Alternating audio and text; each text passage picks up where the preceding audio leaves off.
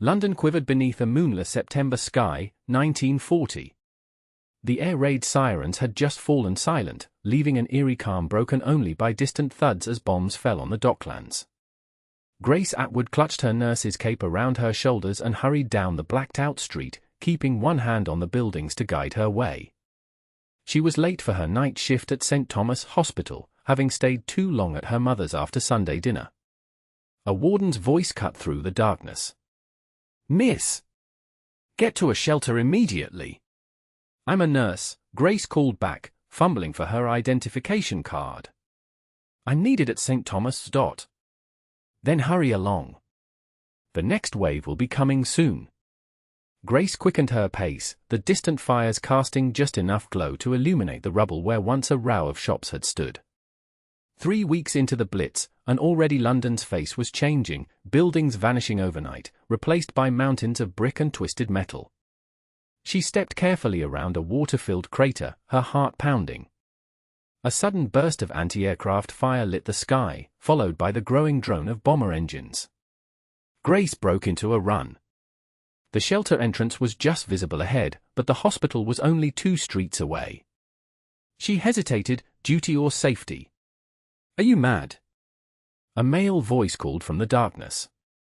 A hand caught her elbow, pulling her toward the shelter entrance. "Get inside." Grace found herself guided down stone steps into a crowded underground shelter. Oil lamps cast a warm glow over faces both fearful and resigned.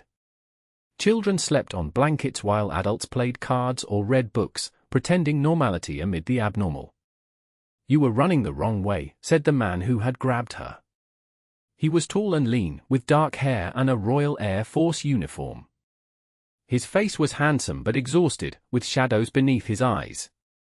"I was going to the hospital," Grace explained, still breathless. "I'm needed there." "You'd be needed in a hospital bed yourself if you'd stayed up there." He offered a tired smile and extended his hand. "Flight Lieutenant Oliver Yates." "Grace Atwood." She shook his hand, noticing the fine tremor in his fingers. "Are you on leave?" 3 days. "My squadron's based in Kent." His eyes darted up as a particularly close explosion rattled dust from the ceiling. "Though I'm beginning to think London isn't the rest cure they promised." Grace studied him more carefully. The pallor beneath his tan, the way he startled at each explosion, she recognized the signs. "How many sorties have you flown?" His eyes met hers, surprised by her perception. 17 in the last 2 weeks. He lowered his voice. "We lost 3 pilots yesterday." Before Grace could respond, the shelter door burst open, and a warden ushered in more people. An elderly woman stumbled on the steps, and both Grace and Oliver moved to help her. "Thank you, dears," the woman said, patting their hands. "Such nice young people." She settled herself on a bench, then looked between them with a knowing smile. "Are you 2 sweethearts, then?" Grace felt herself blush. "No, we've only just met." "War makes for quick acquaintances," Oliver said, his voice warming with humor for the first time. "And quicker marriages," the old woman added. "My Harold proposed the day before he shipped out in the Great War. Best decision I ever made." An hour later, the all-clear sounded. People gathered their belongings, preparing to return to their homes, or what remained of them. Grace stood to leave, knowing she was now very late for her shift. "Let me walk you to the hospital," Oliver offered. "There's no need," Grace began, but he was already beside her. "I insist. It's not safe with all the debris and unexploded ordnance." Outside, the night sky glowed orange from fires burning across the city. The air tasted of smoke and dust, and the streets were littered with broken glass and fragments of buildings. Oliver offered Grace his arm as they navigated the uneven pavement. "You're very kind to escort me," Grace said, "but I'm quite used to the blackout now." "To be honest, I'm not eager to return to my empty hotel room," Oliver admitted. "I keep hearing engines when there aren't any." Grace nodded. She'd seen it before in the pilots who came through her ward, the way the war followed them, even in moments of peace. "How long have you been flying?" "Since the beginning." I was in France during the evacuation, then the Channel patrols, and now this. He gestured to the burning skyline. Trying to keep those bombers at bay. You must be very brave. Oliver laughed, a short, humorless sound. Not brave. Just doing what needs doing, like everyone else. He glanced at her. Including you. How long have you been nursing? Since 38. I was at a private hospital in Chelsea before the war, but I transferred to St. Thomas last year. She stepped over a coiled fire hose. It's different now. The wounds are difficult. I can imagine. No, Grace said softly, I don't think you can. Not unless you've seen it. They walked in silence for a moment before Oliver spoke again. My younger brother was evacuated from Dunkirk. He lost his leg below the knee. He described the nurses as angels. Grace felt her throat tighten. We're just doing our jobs. As are we all. Oliver stopped walking.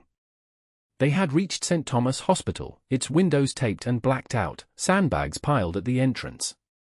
Ambulances were parked outside, drivers smoking cigarettes while waiting for the next call. Thank you for escorting me, Grace said, suddenly reluctant to end their brief acquaintance. When do you finish your shift? Oliver asked. 8 tomorrow morning. May I call for you then? Perhaps we could have breakfast, if any place is still standing to serve it. Grace hesitated. She'd sworn off romantic entanglements for the duration. Too many of the girls had their hearts broken when their young men didn't return. But something in Oliver's tired eyes made her nod. I'd like that. 8 o'clock, then. He smiled, a genuine smile that transformed his face. Try not to get blown up before then. You do the same, Grace replied, matching his gallows humor. She watched him walk away, his tall figure soon swallowed by the darkness. Only when the hospital door opened behind her, spilling a thin wedge of light onto the steps, did she turn away. The night shift was chaotic. 2 major bombing raids kept the ambulances running continuously, bringing in civilians with crush injuries, burns, and shock. Grace worked without pause, moving from one bed to the next, changing dressings, administering morphine, holding hands, and whispering comfort to the frightened and dying. By morning, her uniform was stained with blood and her eyes burned with fatigue. She was washing her hands when her friend and fellow nurse, Beatrice Collins, appeared beside her. There's a rather handsome RAF officer waiting for you at reception, Beatrice said, her eyebrows raised. Tall, dark, and ever so proper. Where have you been hiding him? Grace dried her hands. We met during an air raid last night. Only you would find romance during the Blitz, Beatrice teased. It's not romance. He's on leave and probably lonely. Grace untied her apron. We're just having breakfast. Well, lonely or not, he brought you these. Beatrice produced a small bunch of flowers, not a formal bouquet, but a modest gathering of late summer blooms, likely gathered from a park or bombed-out garden. Grace took them, surprised by the gesture and the flutter it caused in her chest. How lovely. He's been waiting an hour, Beatrice added. Helping the porters move supplies while the raids were on. Sister Matthews is quite taken with him. Grace changed quickly, doing what she could to freshen up after the long night. When she emerged to the reception area, Oliver stood by the window, gazing out at the smoke-filled morning. He'd shaved and pressed his uniform, though it couldn't hide his fatigue. He turned as she approached, his face brightening. You made it through the night, then. As did you. Grace smiled. Thank you for the flowers. They're beautiful. Scavenged from what's left of St. James's Park, I'm afraid. The flower shops are all closed or bombed out. That makes them even more special. She tucked them carefully into her handbag. Shall we find that breakfast? They found a small cafe that had miraculously survived the night's bombing, though a tarpaulin covered one broken window. The menu was limited, powdered eggs, bread with margarine, and tea with saccharine instead of sugar, but they ate as if it were a feast. Oliver told her about his home in Yorkshire, his training as an architect before the war, and his dreams of helping rebuild once it was over. Grace spoke of her childhood in Suffolk, her decision to become a nurse, and the small flat she shared with Beatrice near the hospital. "Do you have family in London?" Oliver asked. "My mother. My father passed away in '37. She refuses to evacuate, says she's lived through one war and won't be chased from her home by this one. Sounds like a formidable woman." "She is. She was a VAD nurse in the last war. That's why I became a nurse." Grace stirred her tea. "What about your family?" "Parents in Yorkshire. Father's a doctor, mother runs the village post office. My brother's in a rehabilitation hospital in Scotland now." Oliver glanced out the window. "I have a sister too. She's in the WAF, stationed up north." They lingered over their tea until the proprietor gently reminded them that others were waiting for tables. Outside, the day was surprisingly bright, the sky clear of both clouds and bombers. Rescue workers were still clearing rubble from the previous night's raid, but children played in the street, and women queued outside shops with their ration books. "What would you like to do now?" Oliver asked. "I'm at your disposal until tomorrow evening." Grace hesitated. She should sleep before her next shift, but the thought of parting from Oliver so soon felt like a waste of precious time. "I know a place where we might forget about the war for an hour or two." She led him to the National Gallery, where some of the collection had been returned from their wartime storage in Welsh mines. The cavernous rooms were nearly empty of visitors, and they wandered freely among masterpieces by Turner, Constable, and Rembrandt. "It's strange," Oliver murmured, standing before a pastoral landscape, "to see such beauty when there's so much ugliness outside."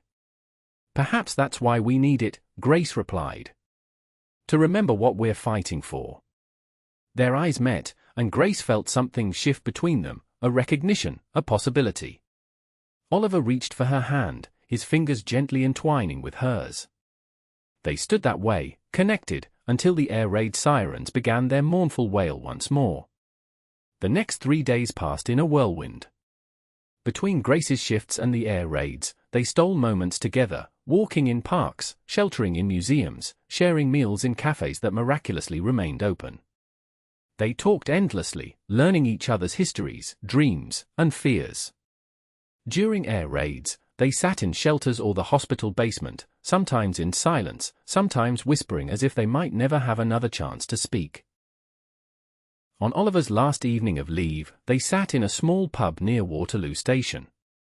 The blackout curtains were drawn tight, and candles flickered on the tables. A wireless in the corner played dance music, occasionally interrupted by news bulletins. "I go back tomorrow," Oliver said, turning his beer glass between his hands. "Kent first, then wherever they send us." Grace nodded, not trusting herself to speak. In 3 days, this man had somehow become essential to her, a bright spot amid the darkness and death. "I'd like to write to you," he continued. "If you'd permit it." "I'd like that very much." Oliver reached across the table, taking her hand. "Grace, I know this is sudden. We've known each other only days. But in wartime, days can hold more meaning than years of peace." "I feel the same," Grace admitted. Then, Oliver's words were cut short as the lights flickered and went out completely. The publican's voice came through the darkness. "Power's gone, folks. Sit tight. We've candles coming." In the momentary darkness, Oliver moved to sit beside Grace. His hand found hers again, warm and steady. "I don't know when I'll see you again," he whispered, his breath warm against her cheek. "Or if I'll, don't say it," Grace interrupted. "Please." "I have to. We both know the odds." He squeezed her hand. "I've never felt this way about anyone before, Grace. I don't want to leave without telling you that I've fallen in love with you." Grace's heart seemed to stop, then race ahead. "Oliver, you don't have to say anything. I know it's too soon, too fast. But if something happens to me, I want you to know that these days with you have been the happiest of my life." Grace turned to him in the darkness, finding his face with her fingertips. "I love you too," she whispered. "I think I have from the moment you pulled me into that shelter." The candles arrived, casting a golden glow over the room. In their light, Grace could see the emotion in Oliver's eyes, joy, fear, longing, all mingled together. "Marry me," he said suddenly. "Tonight, before I go back." Grace stared at him. "Tonight? How could we possibly? We'll find a way. A special license. I have a friend at the War Office who could help." His voice was urgent. "I know it's mad, but everything is mad now. The world is ending and beginning every day. Why should we wait?" Grace thought of all the reasons to refuse. They barely knew each other. There was no time to plan. Her mother would be scandalized. There was a war on. But against these rational objections stood a simple truth: she loved him, and tomorrow he would fly back into danger. "Yes," she said. "Yes, I'll marry you tonight." The next hours passed in a blur. Oliver's friend at the War Office, a school classmate now working in administration, helped secure a special license. The vicar of St. Martin-in-the-Fields agreed to perform the ceremony, despite the lateness of the hour. Grace telephoned Beatrice, who arrived with a white cardigan to wear over Grace's blue dress and a small bunch of flowers from the hospital garden. "You're absolutely mad," Beatrice whispered as she pinned the flowers to Grace's lapel. "Gloriously, wonderfully mad." "I know," Grace replied. "But it feels right, B.A. As if this is exactly what I'm meant to do." "Then do it with my blessing." Beatrice kissed her cheek. "I'll tell your mother tomorrow, after it's done." She can hardly object then. The church was dark when they arrived, save for 2 candles on the altar. The vicar, a kind-faced older man, greeted them at the door. "I've done many wartime weddings," he said, "but this is my first during a blackout." He gestured to the empty pews. "I'm afraid your witnesses haven't arrived." "I'm here," Beatrice said. "And I," added Oliver's friend from the War Office, a Major Jenkins. "Splendid," the vicar smiled. "Then we shall begin." They had just taken their places at the altar when the air raid sirens began their wail. The vicar glanced toward the door. "We should take shelter," he said reluctantly. "Please," Oliver's voice was firm. "Continue." "We don't have much time." The vicar hesitated, then nodded. "Very well. We shall be swift." The ceremony was simple and ancient, the words echoing in the vast, darkened church. Outside, anti-aircraft guns began their thunderous retort, and the drone of bombers grew steadily louder. The church trembled with nearby explosions, dust drifting down from the ceiling like wedding confetti. "I, Oliver James Yates, take thee, Grace Elizabeth Atwood." Grace's hands shook as she repeated her vows, her voice nearly drowned out by the crash of a bomb several streets away. The church windows rattled in their frames, but neither she nor Oliver faltered. "With this ring, I thee wed." Oliver slid his signet ring onto her finger, a temporary measure until they could purchase a proper band. As he did so, the loudest explosion yet shook the building, and the remaining lights went out completely. In the perfect darkness, Grace felt Oliver's hands tighten on hers. "I now pronounce you man and wife," the vicar's voice came through the blackness, steady and certain. "Those whom God hath joined together, let no man put asunder." In the darkness, Grace found Oliver's lips with her own. They kissed as the world seemed to explode around them, the sound of distant bombers their only witnesses, the future uncertain but their commitment absolute.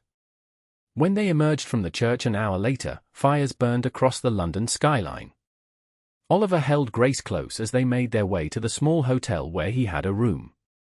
They had one night together before he returned to his squadron, one night to create memories that would have to sustain them through the separation to come.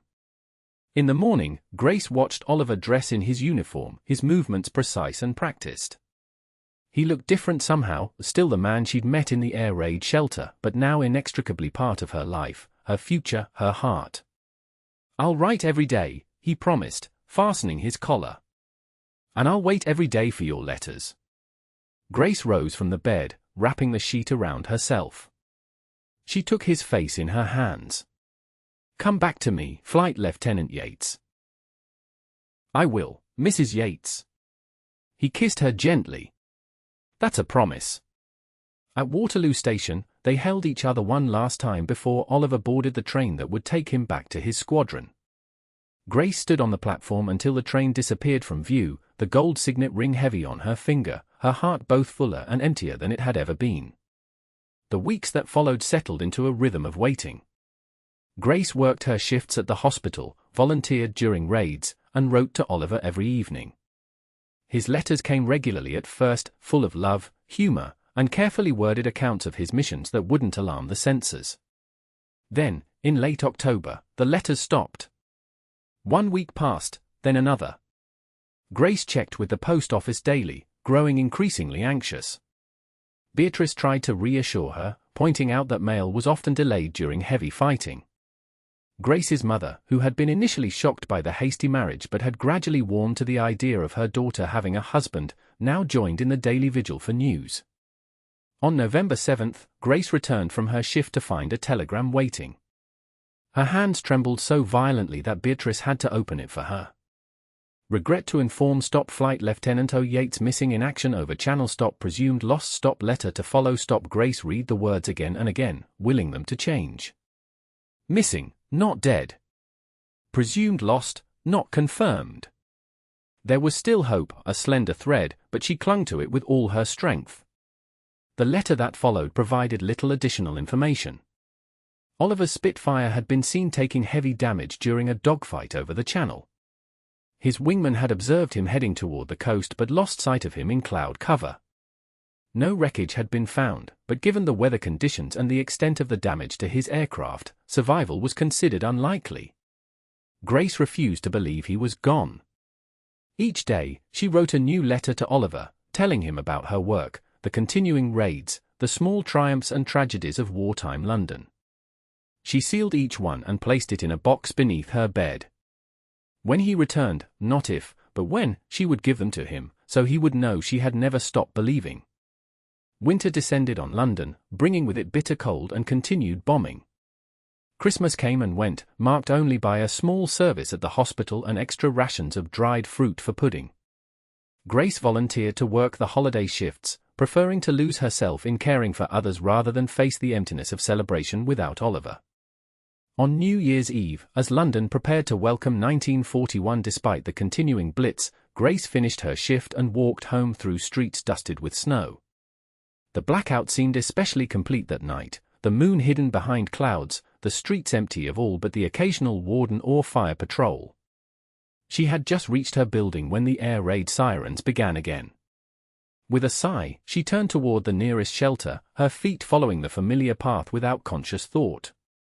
Inside, she found a corner away from the main crowd and sat with her back against the wall, too tired even to open her book. "Is this seat taken?" The voice came from beside her, male and vaguely familiar.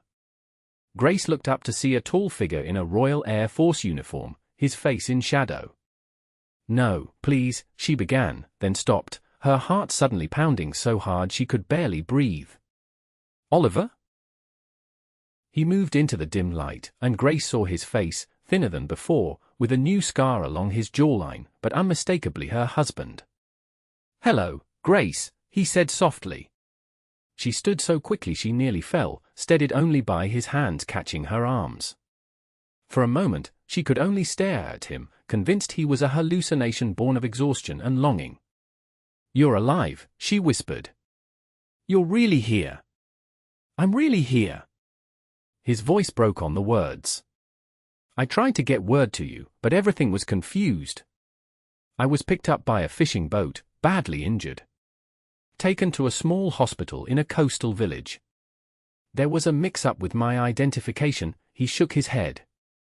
"It doesn't matter now. I'm here." Grace touched his face, tracing the new scar, reassuring herself of his solidity. "I knew you'd come back," she said, tears finally spilling down her cheeks. "I never stopped believing." Oliver pulled her into his arms, holding her as if he might never let go again. Around them, the shelter was filled with people, reading, talking, sleeping, and oblivious to the miracle unfolding in their midst. Outside, Bombs fell on London, and anti-aircraft guns fired into the night sky. But in that crowded corner of the shelter, Grace and Oliver had found their own private world, a moment of perfect peace amid the chaos of war. "I love you," Oliver whispered against her hair.